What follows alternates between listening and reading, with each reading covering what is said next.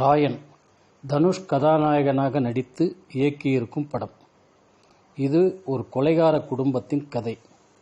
நாம் வாழ்வதற்கு எத்தனை கொலைகள் வேண்டுமானாலும் செய்யலாம் என்பதுதான் ராயனின் தத்துவம். எப்படி தத்துவம் நல்லா இருக்கா? இனிமேல் திரை விமர்சனத்தை பார்ப்போம்.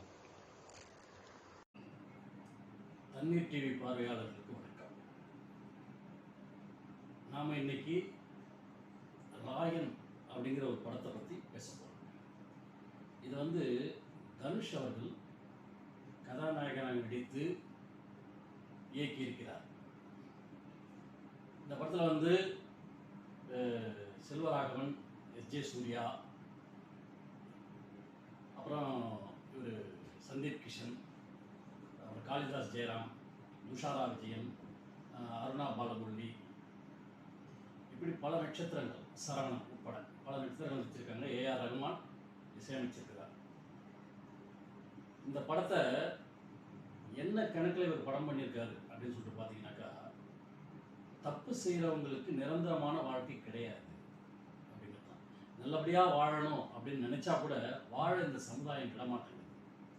அப்படி நாம் வாழ முடியாமல் தவறுகளை நிறைய செய்ய ஆரம்பிக்கும் பொழுது நம்முடைய வாழ்க்கையில் இருக்கக்கூடிய உறவுகள் அனைத்தும் நம்ம விட்டு விலகிவிடுகிறது.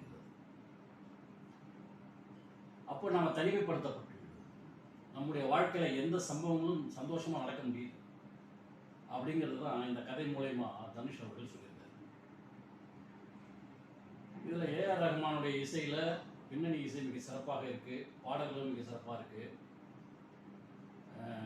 படம் ரொம்ப வன்முறையாக இருக்குது. படம் பூரா கொலை நடந்துக்கிட்டே இருக்குது, கொலை பண்ணிக்கிட்டே இருக்கிறாங்க. தனுஷ் நிறைய கொலைகளை பண்ணுறாரு. அவ்வளோ கொலைகளையும் பண்ணிவிட்டு அவர் நல்ல ஒரு மாதிரி வெளியூர் கிளம்பிடுறாரு தங்கச்சியை கூட்டிகிட்டு. அவர் தங்கச்சியும் ஒரு கொலை.